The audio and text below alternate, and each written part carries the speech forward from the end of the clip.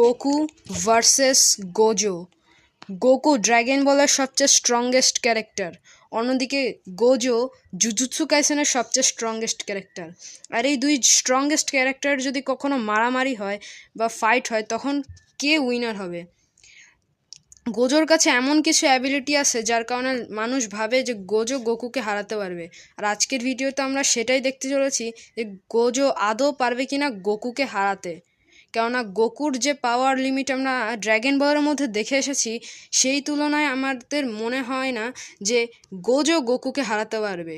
কিন্তু কিছু মানুষের মধ্যে কনফিউশন চলে, গোজো আর গোকুর ফাইটে গোজো উইনার হবে।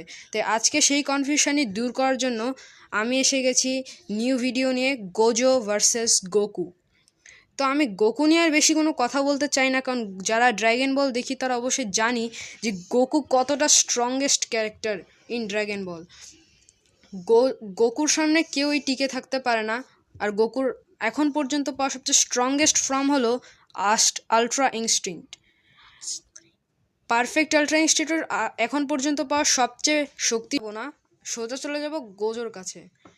গোজো অনেক বেশি স্ট্রং, ইভেন ওর পোটেনশিয়াল গোকুর মতোই। গোজোর কাছে কি এমন কিছু পাওয়ার আছে যার কারণে ও গোকুকে সারপাসও করতে পারে। গোজোর এমন কিছু পাওয়ার আছে যেগুলো গোকুর পাওয়ারের সাথে মাঝে মাঝে ম্যাচও করে যায়। যেমন ওর ইউএইচ থিঙ্কার, যেমন ডোমেইন এক্সপেনশন, লিমিটনেস, এইসব কিছু। গোজোর ইনফিনিটিভ ওকে সবসময় রক্ষা করে।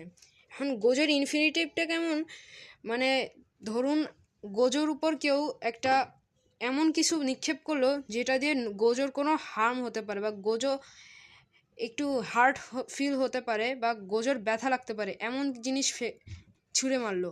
তো এই ক্ষেত্রে গোজোর ইনফিনিটি কাজ করবে, মানে গোজোকে প্রোটেক্ট করার জন্য সেই জিনিসটা থেকে গোজোকে প্রোটেক্ট করবে। কিন্তু ধরুন গোজোর উপর কেউ এমন কিছু নিক্ষেপ করলো যেটার মাধ্যমে গোজোর কোনো ব্যথাই অনুভব হবে না, মানে গোজোর কোনো ক্ষতি হবে না সেই জিনিসটা দিয়ে, সেই জিনিসের জন্য গোজোর ইনফিনিটি সেখানে কাজ করবে না। অন্যদিকে লাইট স্পিডের থেকে যারা চলতে পারে তারাই গোজোর ইনফিনিটিকে বাইপাস করতে পারে। সেক্ষেত্রে যদি গোকুর কথা বলা হয়, তাহলে গোকু অবভিয়াসলি ড্র্যাগন বলের মধ্যে লাইটের স্পিডকে সারপাস করে দিয়েছে, ফলে গোকু অনেক ইজিলি গোজোর ইনফিনিটিকে বাইপাস করে দিবে। সো গোকু অনেক ইজিলি যখন গোজোর ইনফিনিটিকে বাইপাস করবে, তখন সে গোজোকে টাচ করতে পারবে এবং গোজোর সাথে ফাইট করতে পারবে। আর hand to hand to bat combat ফাইটের কথা বললে সেখানেও গোকু অনেক বেশি অ্যাট্রাকটিভ এবং অনেক বেশি স্ট্রং, কেননা গোকু অনেক বেশি হার্ড ট্রেনিং করে আসছে। এবং যদি স্ট্রেংথের কথা বলি, তাহলে অবভিয়াসলি গোজো এখানে গোকুর সামনে দাঁড়াতেই পারবে না। গোকুর কাছে এমন কিছু ফর্ম আছে যেগুলোর মাধ্যমে গোকু অনেক ইজিলি গোজোরকে সারপাস করতে পারে। কিন্তু আমরা গোজোর ইয়োচিঙ্কার ব্যাপারে কথা বলতে ভুলে যাচ্ছি। গোজোর হলো পার্পল, যেটা কিনা অনেক ইজিলি গোকুকে হিট করতে পারে। গোকু সেটাকে ডজও করতে পারে, আবার নিজের উপর নিয়েও নিতে পারে, এটা গোকুর উপর ডিপেন্ড করে। কিন্তু গোজোর সবচেয়ে বেশি অ্যাডভান্টেজ যেটা দেয় সেটা হলো গোজোর ডোমেইন এক্সপেনশন, বা যেটাকে আমরা আনলিমিটেড ভয়েডও বলতে পারি। এটাতে ইউজ করার পর গোজোর যে ওপোনেন্ট আছে সে একেবারে ইউনিভার্সের মাঝখানে চলে যায়। ওর মাথার মধ্যে শুধু ইউনিভার্সের জিনিসপত্র ঘোরে এবং ওর মাথা একদম খালি হয়ে যায়, এবং এই মুহূর্তে গোজো কোনো না কোনো একটা মোমেন্টে গিয়ে তাকে মেরে দিয়ে আসতে পারে।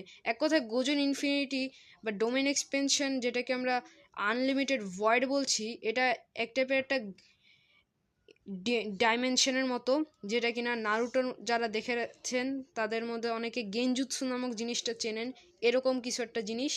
তো যেমনটাকে আমরা জানি, এই জিনিসের মাধ্যমে গোজো অনেক ইজিলি গোকুকে একটা এমন জিনিসের মধ্যে বন্দি করে দিতে পারবে যেখান থেকে গোকু বেরোতে পারবে না। এখন আসি মেইন কথার দিকে, গোকু ভার্সেস গোজো হলে মানে এদের লাইভ অ্যাকশনে কী হতে পারতো। গোজো এবং গোকু দেখা মাত্রই তাদের মধ্যে একটি ফাইট বা কমব্যাট ব্যাটল শুরু হয়ে যেত, এবং এর মধ্যে গোকু যখন গোজোর ইনফিনিটিকে সারপাস করে দিত বা বাইপাস করে দিত, তখন গোজো বুঝে যেত যে গোকু হলো সেই ক্যারেক্টার যে কিনা গোজোর ইনফিনিটিকে বাইপাস করতে পারে। তখন গোজো নিজের ফুল পোটেনশিয়াল ইউজ করবে গোকুর বিরুদ্ধে, মানে সে তার সকল থিঙ্কার ইউজ করবে এবং ডোমেইন এক্সপেনশন ইউজ করবে। মানে গোজো যতগুলো টেকনিক জানে নিজের ওপোনেন্টকে হারানোর জন্য সবগুলো পারবে।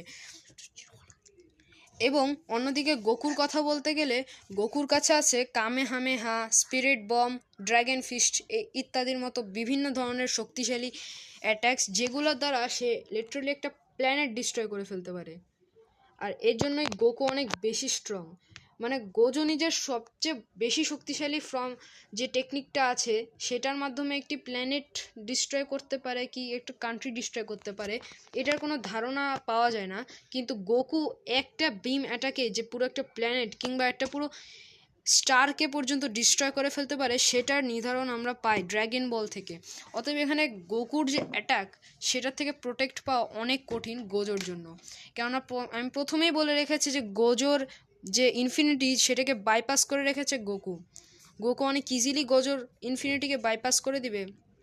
কিন্তু এখন যদি গোকুর কোনো একটা সমস্যার কথা বলি গোজোর সামনে, তাহলে সেটা আর কিছু নয়, বরং সেটা হলো গোজোর যে ডোমেইন এক্সপেনশনটা আছে, যেটার নাম হলো গিয়ে ইনফিনিট ভয়েড বা আনলিমিটেড ভয়েড। এটাই হলো গিয়ে গোকুর একটা সমস্যা হয়ে দাঁড়াতে পারে।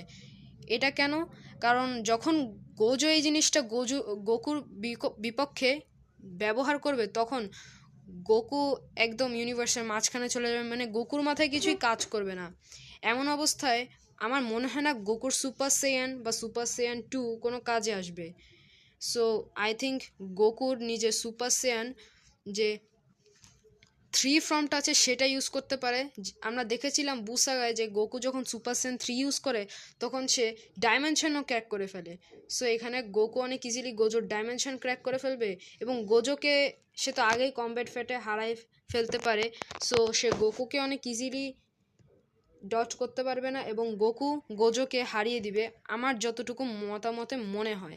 মানে গোজো যতগুলো টেকনিক জানে সব গোকুর বিপক্ষে ইউজ করা সত্ত্বেও আমার মনে হয় না গোকুকে সে হারাতে পারবে। কেন গোজোর যে সবচেয়ে স্ট্রংগেস্ট অ্যাটাকটা হলো পার্পল, সেটাও গোকু অনেক ইজিলি ডট করতে পারে আলট্রা ইনস্টিটের মাধ্যমে। এখন আলট্রা ইনস্টিটের কথাটা বলতে ভুলেই গেছে, আলট্রা ইনস্টিট অনেক ইজিলি গোজোর সবগুলো অ্যাটাক ডট করবে এবং গোজোকে এত খারাপভাবে মারবে যে গোজো বুঝতেও পারবে না যে গোকু কখন অ্যাটাক করলো। মানে গোজো সব দিক দিয়ে আটকা পড়বে। ইভেন গোজো যদি নিজের সবচেয়ে স্ট্রংগেস্ট মুভ ডোমেইন এক্সপেনশনও ইউজ করে, তারপরও সে গোকুর সামনে হেরে যাবে। তো এই ম্যাচের উইনার হবে Goku, obviously the anime god Goku.